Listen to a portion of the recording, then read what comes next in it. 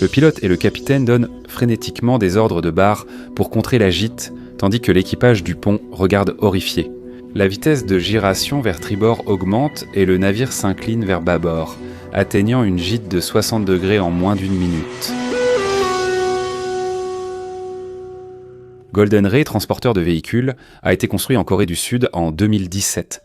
Le navire roulier de 200 mètres de long avait une largeur de 35 mètres. Il était immatriculé et exploité sous le pavillon de la République des îles Marshall pour ses avantages fiscaux et une plus grande liberté opérationnelle. Il était propulsé par un seul moteur diesel, offrant une vitesse de service de 19,5 nœuds et pouvait transporter plus de 7400 véhicules. Il était doté d'un équipage de 23 membres. Le Golden Ray avait 15 ponts, dont 12 fermés pour stocker les véhicules. Les logements d'équipage, passerelles, rampes, portes de chargement, escaliers et postes d'amarrage occupaient les autres ponts. Le 27 août 2019, le Golden Ray accoste à Freeport, Texas, pour décharger et charger des véhicules et remplacer un tiers de son équipage. Le lendemain, les nouveaux membres d'équipage rejoignent le navire. Le capitaine Ji-Hock Lee prend le commandement du Golden Ray en tant que nouveau commandant, accompagné des 8 nouveaux membres d'équipage. Le 30 août, le Golden Ray quitte Freeport pour Brunswick, Géorgie, Jacksonville, Floride et Baltimore, Maryland. Peu de temps après avoir quitté Freeport, le locataire du navire Hyundai Glovis Company Limited informe le capitaine Lee que l'ouragan Dorian remonte la côte est de la Floride. Pour affronter la tempête et stabiliser le navire, le capitaine Lee ordonne au chef officier de charger du ballast supplémentaire. Le chef mécanicien prend 1500 tonnes d'eau de mer dans les ballasts du navire. Le Golden Ray attend ensuite la fin de la tempête au large de Key West, en Floride, du 1er au 3-7 septembre, laissant passer l'ouragan. Le 3 septembre, le titulaire du bail ordonne au capitaine Lee d'aller à Jacksonville plutôt qu'à Brunswick pour charger et décharger la cargaison. Pour entrer dans le port de Jacksonville, le chef officier évacue les 1500 tonnes d'eau de ballast afin de réduire le tirant d'eau du Golden Ray à moins de 9,4 mètres. Le tirant d'eau du navire correspond à la hauteur sous la ligne de flottaison. Le 7 septembre, le Golden Ray part de Jacksonville pour Brunswick. Le transporteur de véhicules arrive au port de Brunswick cet après-midi où Jonathan Tennant, pilote d'état de la Brunswick Bar Pilots Association, embarque sur le Golden Ray pour le conduire au port. À 17h36, le Golden Ray accoste au quai 1 du terminal Colonel's Island à Brunswick Shore. Le personnel et l'équipage déchargent et chargent les véhicules par la rampe arrière. Le Golden Ray a 4161 véhicules à bord. Le chef officier veille à ce que tous les véhicules soient bien arrimés et sécurisés selon le plan de chargement. À 23h30, l'équipage a fini le chargement et le chef officier supervise les préparatifs de départ du Golden Ray. Le navire présente une légère gîte de 0,42 degrés sur bâbord. Leur réservoir étant presque plein, ils n'ajoutent pas d'eau de ballast. À la place il utilise l'eau déjà présente dans les ballasts pour transférer 8 tonnes du réservoir bâbord vers le réservoir tribord, ce qui entraîne une gîte de 0,03 degrés sur tribord.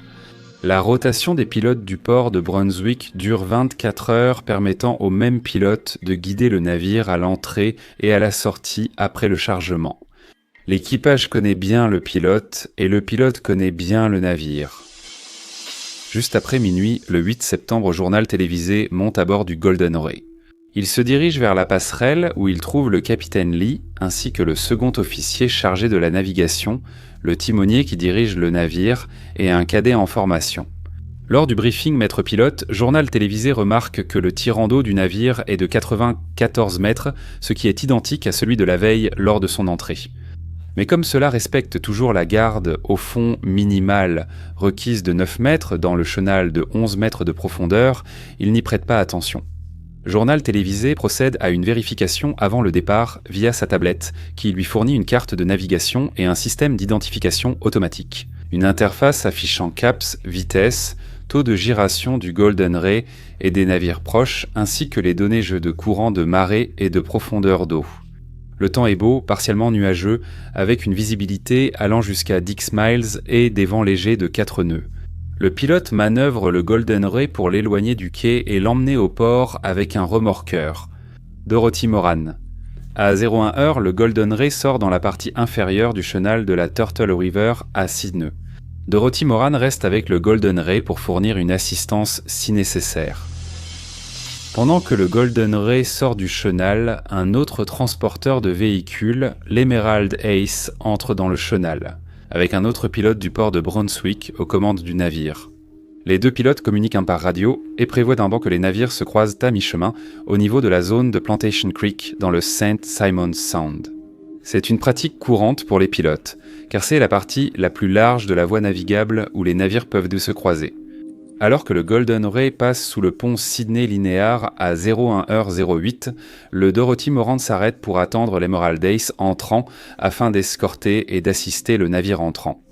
Le Golden Ray continue vers l'extérieur dans le chenal de Brunswick Point sur un cap de 113 degrés, d'où le capitaine Lee ordonne à son équipage d'ouvrir la porte du pilote bâbord au pont 5.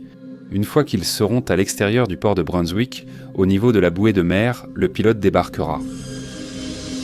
Les portes de pilote sont des trappes hydrauliques étanches, mesurant 21 mètres de haut et 21 mètres de large sur le côté du navire. C'est l'une des 13 trappes étanches et des 17 portes étanches réparties sur tout le Golden Ray. Après avoir supervisé l'ouverture de la porte pilote bâbord, le chef officier retourne dans sa cabine.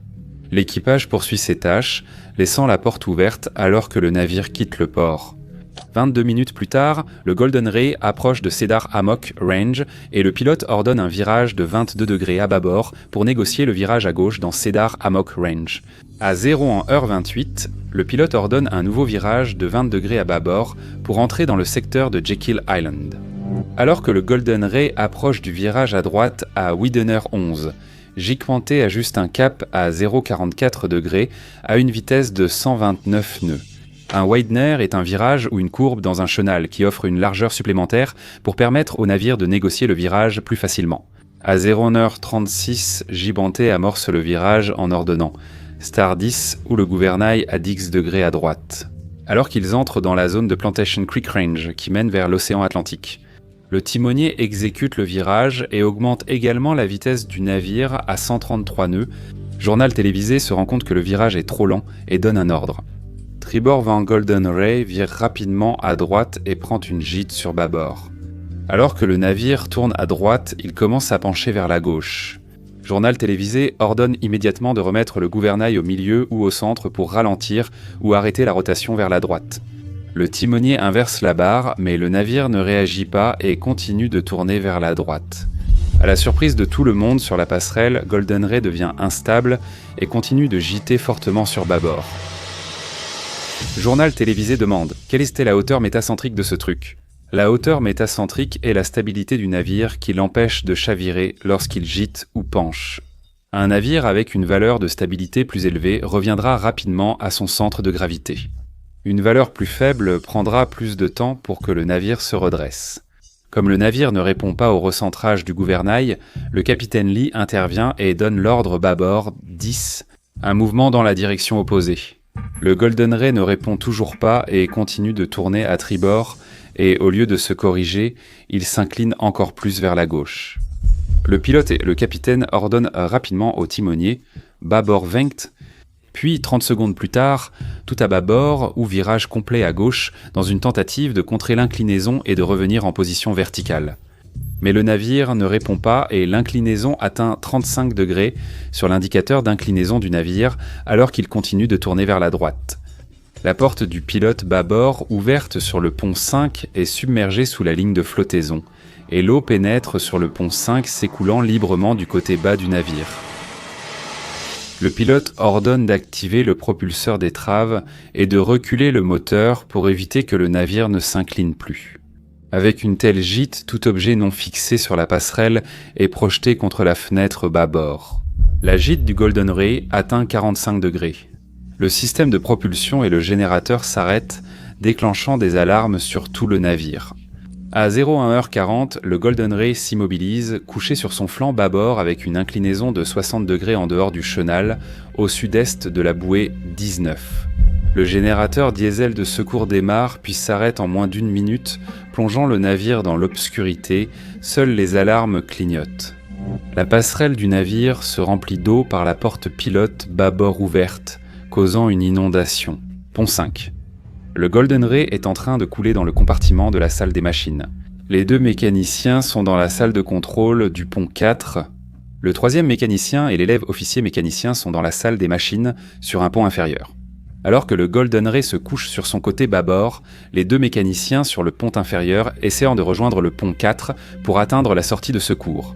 Le 1er et le 2e mécanicien dans la salle de contrôle des machines se dirigent vers la sortie de secours. En montant l'escalier central bâbord, alors qu'ils entrent dans l'escalier, de l'eau provenant de la porte pilote ouverte sur le pont 5 se précipite vers eux. Les mécaniciens des 2 sections montent du côté tribord pour éviter l'inondation des compartiments bâbord par l'eau. Sur la passerelle, le capitaine Lee tente d'annoncer quelque chose, mais il est interrompu par la coupure de l'alimentation de secours. La passerelle est sombre et il ne parvient pas à joindre son équipage. Sa radio portative est tombée sur le pont, sous la fenêtre bâbord de la passerelle. Il appelle les membres de son équipage, mais personne ne répond. Personne ne bouge. Pris au piège dans l'obscurité, paralysé par le choc et la peur que le navire ne glisse plus profondément dans le chenal, le quartier-maître est à la barre et le second officier se tient devant le radar, agrippé aux mains courantes. Journal télévisé crie tout en s'agrippant au gyroscope, les pieds solidement ancrés sur le pont. Comme les autres, il ne peut pas lâcher prise, sinon il glissera dans l'aile bâbord en train d'être inondé. Il ne peut ni atteindre la radio du navire ni l'alarme, mais il a sa radio portative sur lui. Il appelle le pilote sur l'Emerald Ace pour donner l'alerte. Journal télévisé lui ordonne de contacter le remorqueur Moran qui attend au Sydney Linear Bridge. Journal télévisé sait que si le Golden Ray glisse plus loin dans le chenal profond, tout le monde se noiera. Il a besoin que le remorqueur pousse le navire sur le banc de sable. Et rapidement. À 01h54, le pilote de l'Emerald Ace contacte les remorqueurs et le 911 pour signaler l'incident. Le 911 envoie un bateau de secours de 14 mètres depuis la station de la garde côtière à Brunswick, ainsi qu'un hélicoptère de la garde côtière.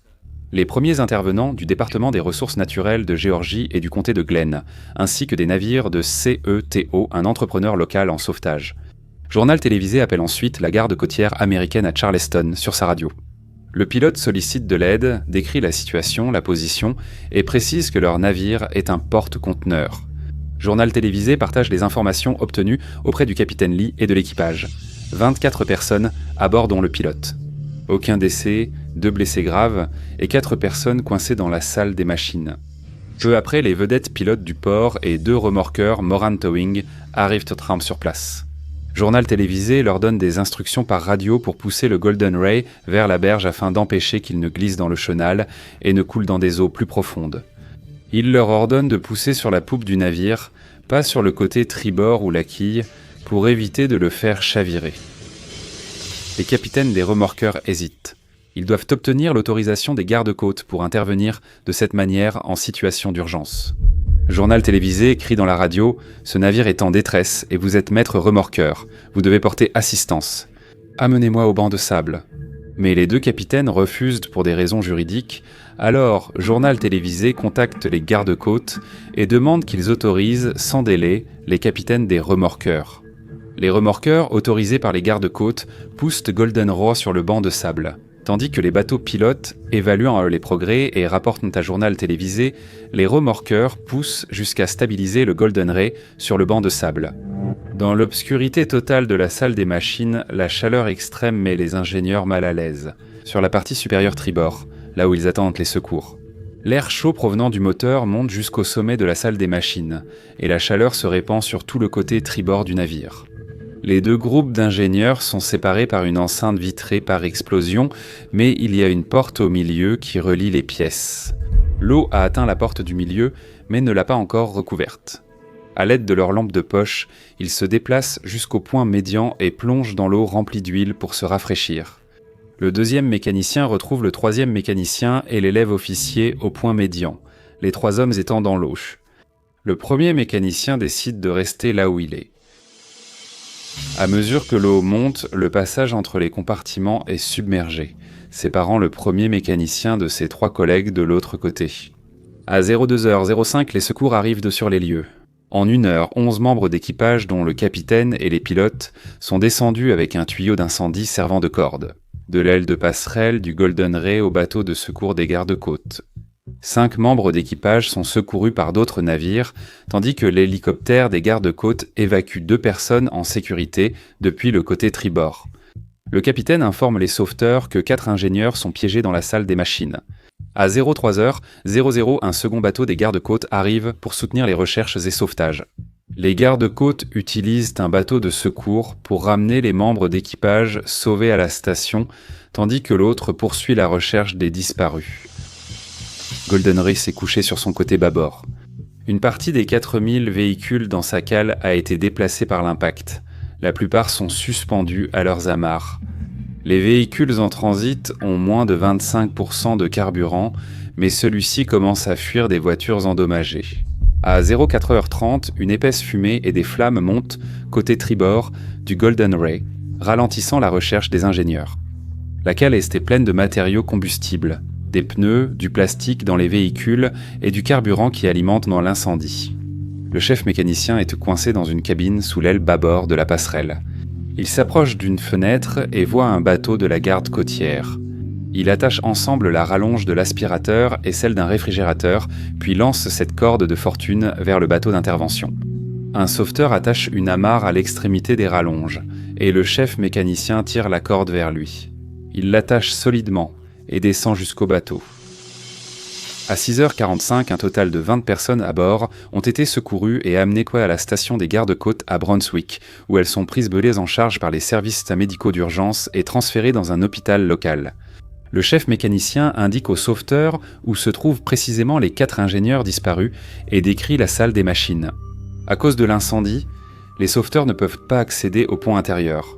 L'eau continue d'envahir le navire. À 09h30, la coque bouge et le navire gîte à 90 degrés. Les premiers intervenants entendent de forts bruits dans le Golden Ray, les sangles des véhicules cédant. À 18h12, 16h après l'accident, les secours entendent des tapotements sur la coque. Le lendemain, le 9 septembre, l'incendie s'éteint de lui-même. La garde côtière et d'autres secours ont élaboré un plan pour libérer les ingénieurs. Il faudra 14 heures pour acheminer l'équipement de découpe à froid sur place. C'est l'été et la température en journée atteint jusqu'à 34 degrés Celsius. À 13h, les intervenants percent un trou de 6 cm dans la coque pour contacter les ingénieurs piégés. De l'air chaud s'échappe de l'intérieur du navire. Les sauveteurs compartent cela à l'ouverture d'un four. Ils prennent une mesure de température à l'intérieur de la coque, 68 degrés Celsius. Constatant la température dangereuse, les sauveteurs choisissent de ne pas attendre l'équipement de découpe à froid. Mais ils ne peuvent pas utiliser de chalumeau, risquant d'enflammer les vapeurs du carburant à bord. Ils utilisent donc une perceuse pour percer plus de 40 trous côte à côte afin de découper une trappe dans la coque.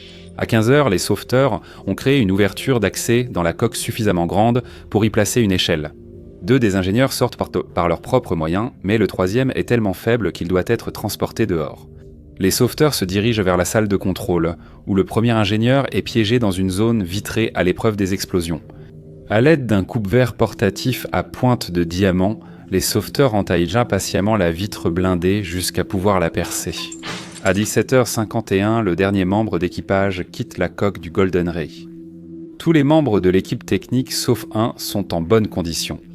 Un deuxième incendie est signalé à 18h brûlant sur les ponts des véhicules, mais le feu s'éteint de lui-même cette nuit-là. Golden Ray a subi d'importants dégâts causés par l'incendie, l'inondation et la corrosion due à l'eau salée et a été déclaré perte totale estimée à 625 millions de dollars. La perte de la cargaison de véhicules est estimée à 142 millions de dollars. L'enquête du National Transportation Safety Board a conclu que l'accident du Golden Ray a été causé par une erreur du premier officier lorsqu'il a saisi des valeurs de ballast incorrectes dans le programme de calcul de stabilité. Un autre facteur de l'accident était que l'opérateur du navire, G Marine Service, n'avait pas de procédure efficace dans son système de gestion de la sécurité pour vérifier les calculs de stabilité.